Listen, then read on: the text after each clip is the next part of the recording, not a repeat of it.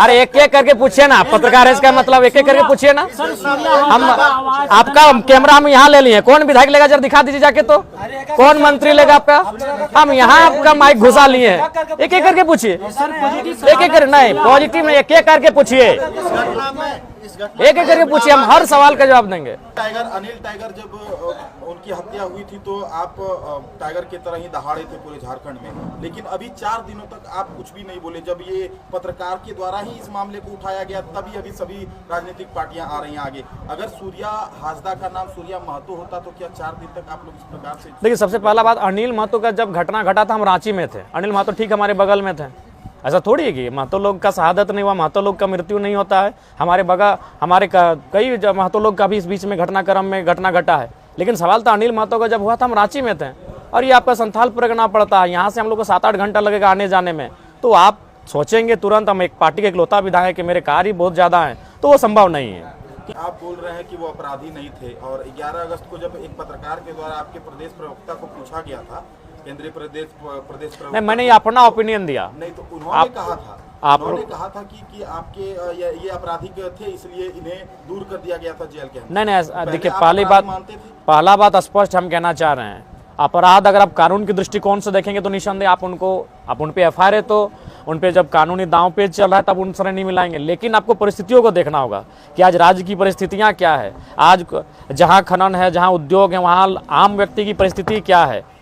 तो मेरे हिसाब से कहीं ना कहीं आज उन कारणों को, जो मैंने पहले भी कहा था, मैंने सदन में भी इस डिबेट में ये डिस्कस किया था कि आप तो एक आदिवासी के माथे पर नक्सली का ठप्पा लगा देते हैं, लेकिन ये सवाल क्यों नहीं होता है, ये जांच क्यों नहीं होता, ये शोध क्यों नहीं होता है कि एक आदिवासी राज्य में, जिस राज्य में उनकी बहुलता, जिस राज्य में खनिज संपदा उनकी, वहाँ क्यों वह मुख्य धारा से विपरीत होकर जा रहे हैं। मैंने इस सदन में भी सवाल किया था और ये मैं आज भी कह रहा हूँ कि परिस्थितियाँ क्या थी। बिल्कुल ये जो इनकाउंटर किया गया यह बिल्कुल संदेह के दायरे में है, इसकी सीबीआई से जांच की मैं मांग करता हूं। और निसंदेह अगर ऐसा रहा तो आने वाले दिन ब्रिटिश इंडिया को हम पनपते हुए यहाँ देखेंगे।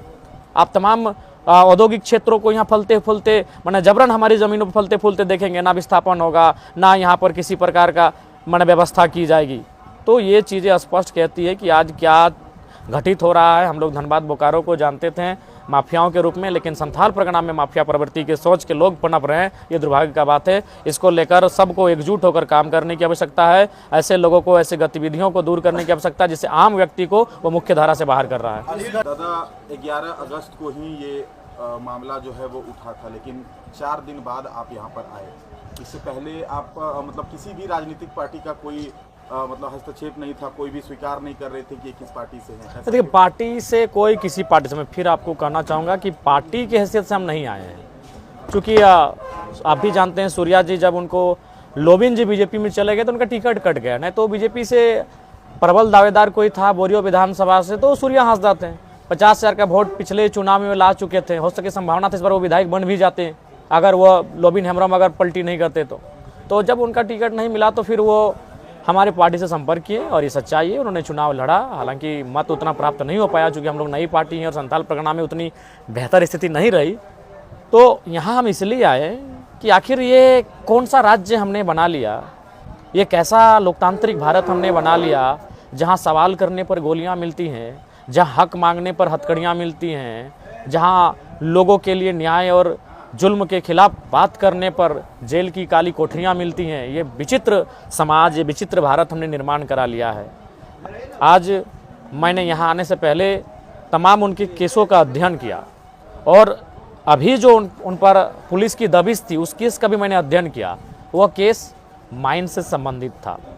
मैं पुनः आपके माध्यम से पूरे राज्यवासियों को स्पष्ट कह दूँ, मानते हैं अगर संवैधानिक रूप से कहें, कानूनी रूप से कहें तो चाहे माइंस रहे, चाहे खनन रहे, अगर वहाँ किसी प्रकार से अवरोध उत्पन्न होता है तो निसंदेह आप कानून के शिकंजे में, दायरे में आते हैं।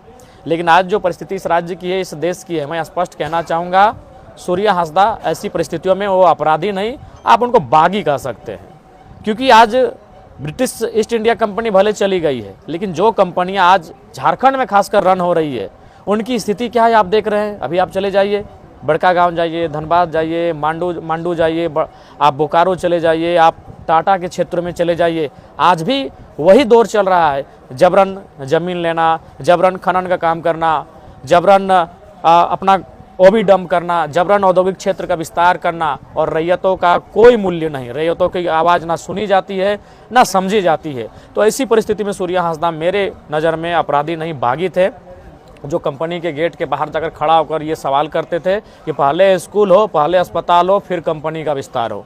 तो ये सवाल करना अपराध नहीं, ये सवाल करना गुनाह नहीं। ठीक है, देखिए मैं एक बात स्पष्ट कहना चाहूँगा, सपोज मान के चलिए अगर असामाजिक गतिविधियों में थे, अगर असामाजिक तत्वों के साथ उनका नाता था, तो वो ध्यान रह देने वाली बात है कि वो चुनाव लड़ते थे और उस चुनाव में 25,000, 30,000, 50,000, 60,000 वोट लेके आते थे।